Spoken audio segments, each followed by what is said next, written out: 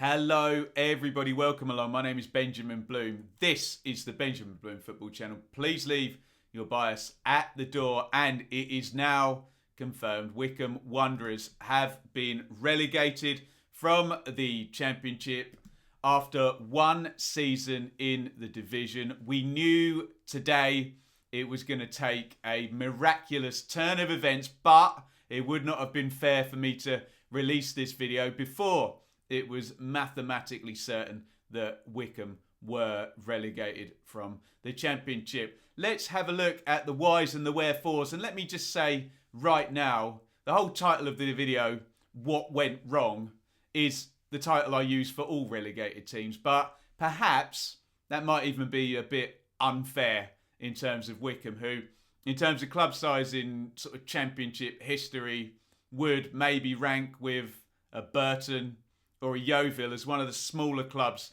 that have been in the league. And far be it for me to patronise a club that runs well and had a brilliant promotion last season. But they've kind of done themselves proud to take it to the last day of the season, given COVID and given budgets, etc., etc. Speaking of that glorious promotion last season, there they are, celebrating the Wycombe players in an empty Wembley Stadium. I'm sure they'd take the promotion under the circumstances, given it was COVID and given it was the points per game table. Wycombe there can see everybody gathered on 59 and 60 points, but Wycombe had played fewer games, and the points per game put them up into the playoffs. And it was Fleetwood, wasn't it, in the semis, and then Oxford in the final, and Gareth Ainsworth and Wycombe. It's a great promotion. It really, really was a great promotion. Some people have been a stick in the mud about the points per game, but what are you going to do? Worldwide pandemic. Wycombe nowhere near favourites to be going up in a team with clubs traditionally larger. Didn't matter. Wycombe did the business. And I remember them going to my team, Ipswich, actually, in, must have been late winter. And they had a big lead. They started that season really, really well. And they ended it really, really well by winning the playoffs. So up they come into the Championship, I believe, for the first time as well. A sensible summer of recruitment. And again, don't want to sound patronising. It's a club that runs well. They'd had some American investment, I think the previous winter, possibly. And they don't fritter money. They don't chase the dragon like a lot of people do. And we didn't expect Wycombe to come in, especially in COVID times, and, you know, bet the farm on staying up. So this recruitment was sensible. Tafazoli had been in the league with Hull, obviously, the season before. Phillips, Stockdale, bit of experience there with Stockdale. Not that Wycombe needed it, plenty of experience in there. Adinaran on loan from Everton. Mehmeti, that's going to be an excellent transfer. And I believe it's a sort of second chances scheme as well. Wycombe brought 4 players in on that, and Mehmeti was one of them. And good job there picking him out from Woodford after being released from Norwich. Then Ikpeazu, I think that's going to turn out to be a good one. Undisclosed, only 25 from Scotland, big strapping forward. McCarthy had been there on loan the previous season. And Josh Knight, bit of quality from Leicester, from the Premier League. Daryl Horgan had been with Preston, I think, before. Bit of pace, a wide player, a sort of dribbler. So very sensible, bankrolling Gareth Ainsworth to the point that they could. And here they go into the Championship season. And it was a horrible, horrible start, wasn't it? Look at that, 7 straight defeats for Wycombe. I suppose, give them a pass. They did play Norwich, who are going to go on to win the division. Reading would have been top, I guess, at that point, wouldn't they? Blackburn, red card in that game. Late defeat against Rotherham. Swansea, I did that as a watch-along, and Swansea could have been 4-5 up by half-time, honestly. It took Wycombe some time to acclimatise. Remember the plan in League One. They'd been quite sort of direct. Jacobson, the left-back, had been a big set play influence. Lots of pressing up at the top, and just gnarly to play against in League One. Just took them a bit of time to acclimatise in the Championship. Fortunately for Wycombe, they weren't bottom because, look at that, 7 points in 3 games to end that run of the first 10. Great draw against Watford, who are going to ultimately be promoted. And 2 victories back-to-back there for Wycombe. And you think, okay, horrible start. Have things clicked now? Can Wycombe go and grab some points? Remember, you're looking at, I always say, 45 to survive is the 10-year average. A point per game in the Championship, and you normally stay up. However, 1 win in the next 17. A really, really hard winter there, November through February. Just that win against Cardiff, and they caught Cardiff right at the end, I think, of Neil Harris's tenure there as well. Some draws into the bargain, but it was a really, really poor run. You can see the 7-2 in there, a bit of a chasing at Brentford. Otherwise, 1 goal, 2 goal defeats and some draws. So some idea of being competitive in some of the games. But look at that gap, 27 played, and the gap then up to Sheffield Wednesday, even including that 6-point deduction, a 12-point chase with 19 games to go. And they did pick up some survival form. I should add, in January, did Musgrave come in January? I think he did. A loan business then. Forgive me if I've got that wrong. But too little too late, the survival form. But look at that. 24 points in 18 games. We all know, even if you double that, 36 games at 24 points in 18 games is 48 points. Would have been enough with 10 games left. So the form very, very much picked up towards the end. You can see that turnaround win there at Huddersfield. Big one against Reading. Zhao missed the penalty in that. They beat Preston. So winning some tight home games, which is decent, obviously. And then another one against Blackburn. Look at that big win against Rotherham. Beat wretched Bristol City, who really struggled towards the end of the season. And then Bournemouth maybe a little bit on the beach.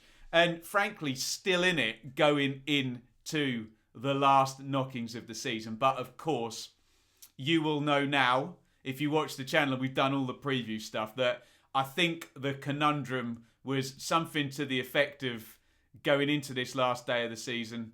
It would have been Rotherham needing to not win, Sheffield Wednesday to beat Derby by, 1 goal, and then Wycombe to win by 14 goals more than whatever Sheffield Wednesday won by. So mathematically into the realms of the fantasy. Obviously, I am recording this a day removed, so it could be that Wycombe have tied up on points. There is still a chance that they don't finish bottom and that they tie on points with Derby and Sheffield Wednesday. So I think that run towards the end of the season and how close they've got and taking it to the last game, especially given the 12-point gap they had with 19 to go, they have actually done themselves proud in the end, Wycombe, and that is really trying not to sound patronising here, because I genuinely do think it's been a job pretty well done under the circumstances.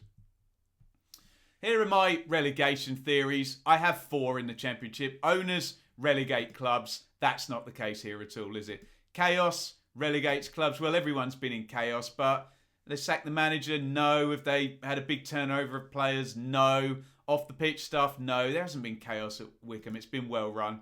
Too small? I think that's where we're probably going to sit when a team of the size of Wycombe comes into the Championship, going against teams that are relegated from the Premier League with 45 million quid year one parachute payment. It's hard. And I think everyone would agree the sensible thing is to ensure long-term security at clubs without necessarily... We've seen clubs go up and gamble, particularly in the Premier League, I guess, and then pay for it for years after. And now the Championship does seem to be the one where you're most likely to go into administration by gambling to try and compete with that huge disparity in wealth between a team like Wycombe coming up, or who else has come up? I suppose Luton and Barnsley have been real flag bearers, but Rotherham came up with Wycombe as well, and Coventry. It's tough. It's really, really tough. So bad luck is my other theory. I don't think we got any horrible luck happening to Wycombe. So I think I'd just go down they probably punched their weight. They didn't gamble, and they were probably just too small in the end. So what next? Keep Ainsworth. There's a big one. isn't there? Who knows what Gareth Ainsworth is going to do next? He's been at Wycombe a long time. There's a strong link with a vacant job at Preston as well. Maybe by the time you're watching this, we might know more. But I don't know. Does Gareth Ainsworth say, I've done my work at Wycombe. I've been there a long time. I'm going to go off and work a championship job now. I don't know. I think that would be problematic to Wycombe because he's been in there a long time. He's obviously done a good job and you have to then replace. Reopen the stadium. Obviously, that's key. I know broadcast money sort of dwarfs gate receipts nowadays, but when Wycombe are down in League One once again, it can make more of an impact. So just getting that stadium open again is going to make a difference there at Adams Park. Reduce squad age. There does need to be a little bit of a new guard sort of coming in. Obviously, Akinfenwa was a big name. Was he 38? Jacobson, Bloomfield were players that got Wycombe up. Even Stewart in the 30s at the back. I think perhaps not necessarily a new team needs to be built, but they need to start to bring in maybe their own assets of a younger age. And with that being said, replace loans. Obviously, Josh Knight has been on loan, has been good. They had Adinarin and Offerborth. These players need to be replaced, especially Knight, who gave a bit of quality. We spoke about Musgrave as well, who sort of paired up to quite good effect with Ikpeazu, who we'll talk about now. Those players need to be replaced, and it's much easier to get a loan player out of Everton or Leicester when you're in the Championship than it is when you're in League One, let's just say. And keep Ikpeazu and Mehmeti. I think that's a good thing. They have come down with assets, haven't they? And I think a lot of people look at Ikpeazu in the Championship and think, that guy could be a nuisance. He's only 25, big strapping striker, scored a couple of lovely sort of curling outside of the box finishes as well. I wonder if people might have a look. And Mehmeti, the young guy as well.